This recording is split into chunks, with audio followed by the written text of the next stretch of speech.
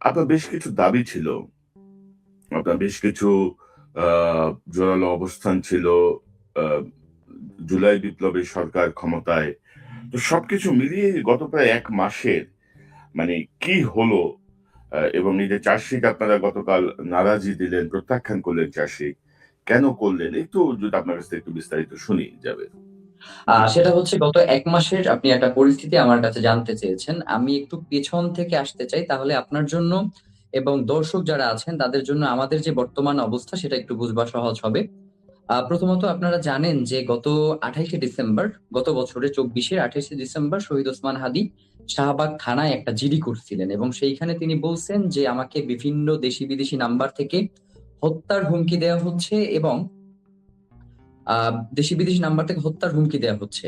পাশাপাশি আ আমি আমার জীবনের নিরাপত্তাহীনতায় ভুগছি। তো রাষ্ট্রের কাছে তিনি একটা নিরাপত্তা প্রার্থনা করছিলেন। তো আমরা যখন তার এই শাহাদাতের ঘটনা ঘটলো, এরপরে আমরা থানায় গিয়ে যোগাযোগ করেছি। তারা আমাদেরকে জানিয়েছে যে শহীদ ওসমান হাদি শাহবাগ থানায় কোনো জিডি করে নাই। তো আমাদের হচ্ছে স্পেসিফিক ডেট খেয়াল ছিল না। আমাদের শুধু মনে ছিল যে আমরা ডিসেম্বরে এই জিডিটা করেছি এবং এই জিডি করবার সময় সাথে জুমা এবং আমি ছিলাম ওসমান হাদির সাথে। তো পরবর্তীতে আমরা জিডির একটা কপি খুঁজে পেয়েছি এবং যখন এটা শাহবাগ থানায় এবং শাহবাগ থানা এটা পুরো মাস খুঁজেছে ডিসেম্বর।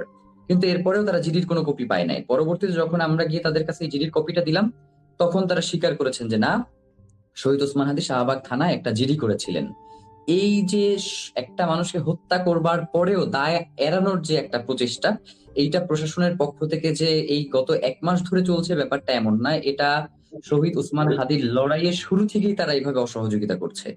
এবং আপনি হয়তো আরেকটা জিনিস অবাক হবেন যে প্রশাসনের পক্ষ থেকে শহীদ ওসমান হাদি যেদিন গুলি করা হয় সেই দিন রাত ১২টার সময় আমাকে জিজ্ঞেস করা হয় ফোন করে যে শহীদ ওসমান হাদি যেইখানে গুলিবিদ্ধ হয়েছেন সেই প্লেসটা আমি তাদেরকে চিনাইতে পারবো কিনা, বা হচ্ছে আমাকে তারা ওই রাস্তার সিসিটিভি ফুটেজ চায়, মানে হচ্ছে আমি তাদেরকে রাস্তার ফুটেজ এনে দিব, এরপরে তারা হচ্ছে এটা ইনভেস্টিগেশনে নামবে। এবং আরেকটা জিনিস সেটা হচ্ছে আমাকে বলা হচ্ছে যে মামলা না করবার কারণে তারা নাকি কোনো পদক্ষেপ নিতে পারতেছেন না।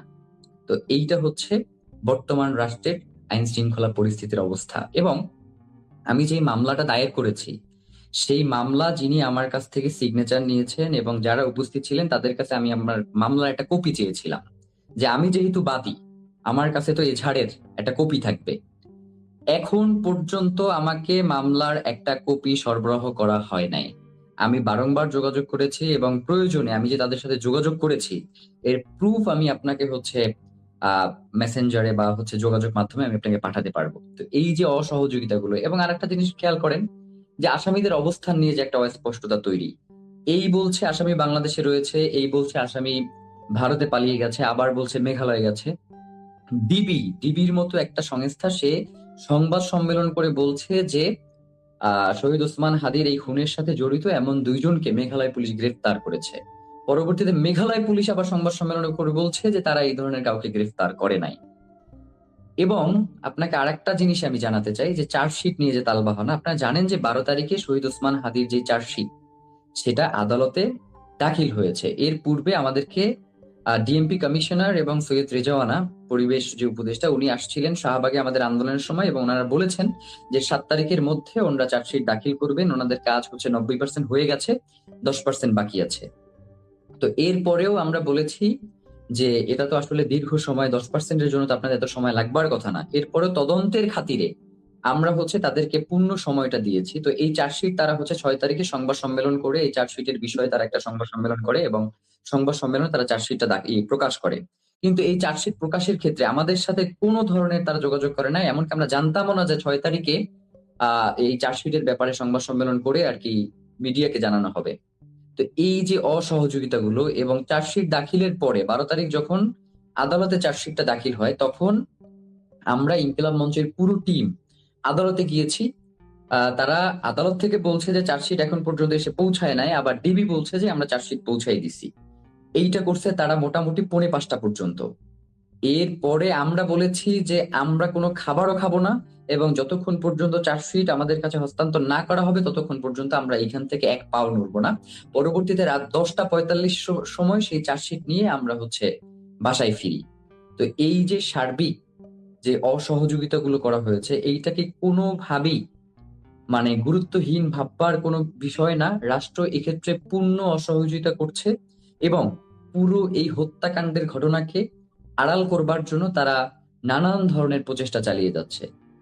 তো এরপরে আহ আসি মামলার বিষয়ে। তো এর মধ্যে যদি আপনার যদি কোনো প্রশ্ন থাকে সেটা আমাকে একটু কাইন্ডলি করে নেন, এরপরে আমি মামলার আলাপের ভিতরে যেতে চাই। না মানে রাষ্ট্র কেন অসহযোগিতা করবে? রাষ্ট্র তো ধরেন কোনো রাজনৈতিক রাষ্ট্র না, রাষ্ট্রের কোনো রাজনৈতিক সুবিধা অসুবিধা নাই এখানে।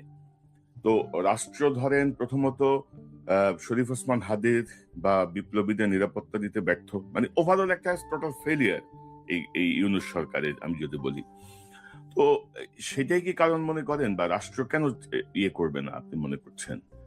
আচ্ছা, জানাজার দিনে আপনারা সম্ভবত ডক্টর মোহাম্মদ ইউনূস যে ভাষণটা দিয়েছেন সেটাও অনেকবার খেয়াল করেছেন।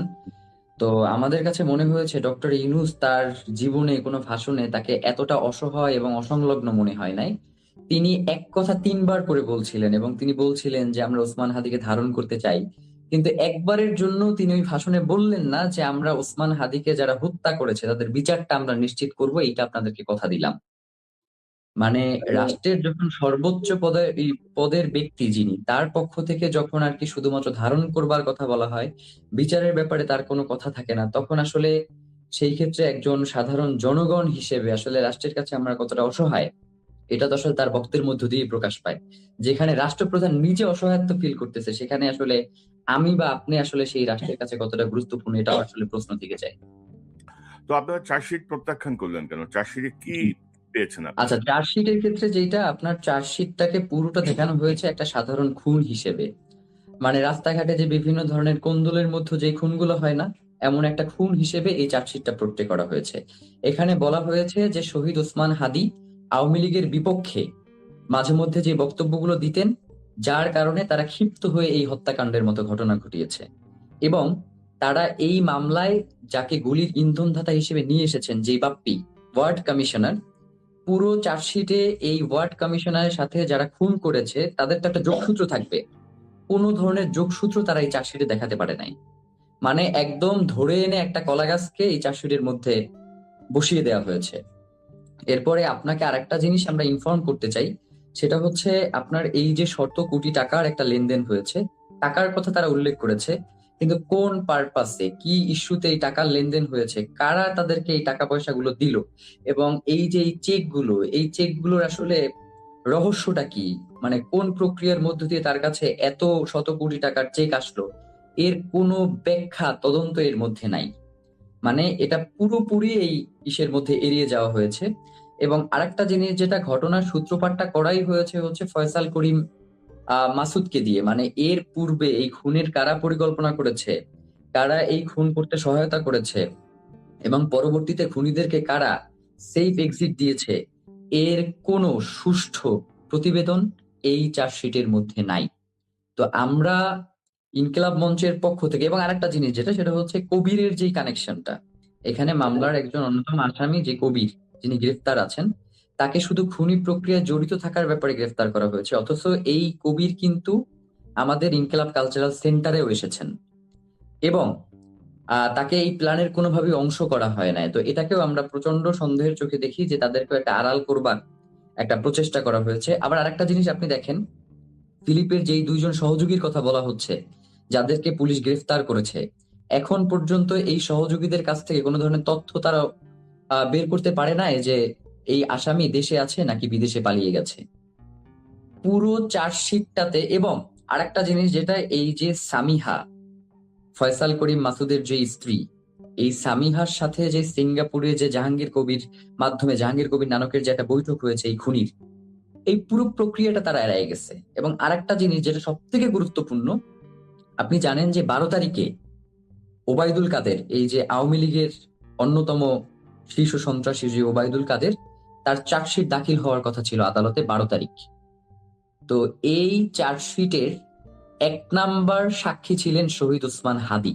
12 তারিখে যেটা দাখিল হওয়ার কথা ছিল, যেই দিন ওসমান হাদিকে গুলি করা হয়েছে। এই পুরো ব্যাপারগুলোর কোনো উল্লেখ এই চার্জশিটের মধ্যে নাই। মানে চার্জশিটের মধ্যে শুধুমাত্র আপনি আমি যা নিজ চোখে দেখতে পাইছি, এই জিনিসগুলাই দেওয়া হয়েছে, মানে একটা যে তদন্ত, এই তদন্তের কোনো কাজ এই এটার ভিতরে হয় না। একই কথা বারংবার ঘুরিয়ে পেঁচিয়ে বলা হয়েছে এবং নতুন কোনো কিছু সংযোজন এখানে করা হয় নাই। মানে পুরো প্রক্রিয়ায় কারা পিছনে রয়েছে, কারা পিছন থেকে ইন্ধন দিচ্ছে, এখন পর্যন্ত কারা এই ঘটনাকে ভিন্ন খাতে প্রবাহিত করার চেষ্টা করছে, তাদের ব্যাপারে কোনো আলাপ এই চার্জশিটের মধ্যে নাই। যার কারণে আমরা মনে করি যে বাংলাদেশে শহীদ ওসমান হাদী শুধুমাত্র একজন ব্যক্তি নন, তিনি একটি প্রতিষ্ঠান। তিনি ইনসাফের লড়াইয়ের, বাংলাদেশের স্বাধীনতা সার্বভৌমত্বের প্রতীক। তার এই হত্যাকাণ্ডের যদি সুনির্দিষ্ট সুষ্ঠু বিচার না হয়, তাহলে বাংলাদেশে আগামীর দিনে কেউ এই ইনসাফের লড়াইয়ের জন্য, স্বাধীনতা সার্বভৌমত্ব রক্ষার জন্য, সীমান্ত সুরক্ষার জন্য আর কেউ এগিয়ে আসবে না। এই মামলাটা যদি কোনোভাবে হেলায় ফেলায় একটা সাধারণ মামলার মতো হয়ে যায়, তাহলে মানুষের যে বিশ্বাস, মানুষের যে আশা আকাঙ্ক্ষা তার বাংলাদেশ নিয়ে, সেখানে সেটা পথভ্রষ্ট হবে এবং তারা আশা হারিয়ে ফেলবে। যার কারণে আমরা ইনকিলাব মঞ্চ এবং তার পরিবার মনে করছি যে কোনোভাবেই এই তদন্ত, যেহেতু কোনোভাবেই শহীদ ওসমান হাদীকে যারা খুন করেছে তাদের, এবং আরেকটা জিনিস যেটা, সেটা হচ্ছে আপনার যারা খুন করেছে তাদেরকে তো এখন পর্যন্ত গ্রেফতার করে নাই, এবং যাদেরকে গ্রেফতার করা হয়েছে তাদের মধ্যে অনেকে হয়তো দেখা যাবে যে এই ইসের মধ্য দিয়ে বিচারের মুখোমুখি হবেন। কিন্তু আমরা আদালতকে এটাও জানিয়েছি যে শহীদ ওসমান হাদী সবসময় বলতেন যে শত্রুর সাথে ইনসাফ করতে চাই। তো যাতে এই পুলিশের মন গড়া যে চার্জশিট, এর মধ্যে যাতে কোনো নিরপরাধ লোক যাতে এর মধ্যে আহ সংযুক্ত না হয়, তাদেরকে যাতে দোষী সাব্যস্ত না করা হয়, আদালতকে এই ব্যাপারেও আমরা আজকে আবেদন জানাই আসছি। তো এই তো সার্বিক, তো এই যে বাক- সার্বিক যে একটা ব্যাপার, এই সার্বিক ব্যাপারে আমার কাছে মনে হয়েছে যে রাষ্ট্র তার যে একজন নাগরিকের উপরে যে দায়িত্ব, এবং সর্বোপরি শহীদ ওসমান হাদী তিনি শুধুমাত্র একজন ব্যক্তি নন, তিনি ইনকিলাব মঞ্চের প্রতিষ্ঠাতা, তিনি ইনকিলাব কালচারাল সেন্টার নামে একটি সাংস্কৃতিক আন্দোলন গড়ে তুলেছেন, তিনি ইনসাফের লড়াই করেছেন, তিনি ঢাকা ৮-এর একজন প্রার্থী। সুতরাং তাকে শুধুমাত্র একজন সাধারণ নাগরিক হিসেবে ট্রিট করলে, এবং একজন সাধারণ নাগরিকেরও তো বিচার পাওয়ার অধিকার রয়েছে। বাংলাদেশে একজন সাধারণ নাগরিকের যে সুষ্ঠু বিচারটা পাওয়ার অধিকার রয়েছে, আমরা চাই যে শহীদ ওসমান হাদীর ক্ষেত্রেও একদম একজন সাধারণ নাগরিক হিসেবেও যদি তারা এই বিচারটা যদি করতে চায়, সেক্ষেত্রেও তো পিছনে কারা রয়েছে তাদেরকে বের করানো রাষ্ট্রেরই দায়িত্ব। আমাদেরকে জানতে চাইছে, আপনাকে আরেকটা ইনফরমেশন দেই, আমাদেরকে জানতে চায় যে আপনাদের পছন্দের কোনো এজেন্সি আছে কিনা যারা এই মামলার তদন্তভার নিবে। তো আমরা রাষ্ট্রকে স্পষ্ট জানিয়েছি যে এইখানে তো আমরা কোনো মেয়ে দেখতে আসি নাই যে অমুক মেয়ে পছন্দ হইলো, অমুক মেয়ে পছন্দ হইলো না, আমরা চলে গেলাম। এটা তো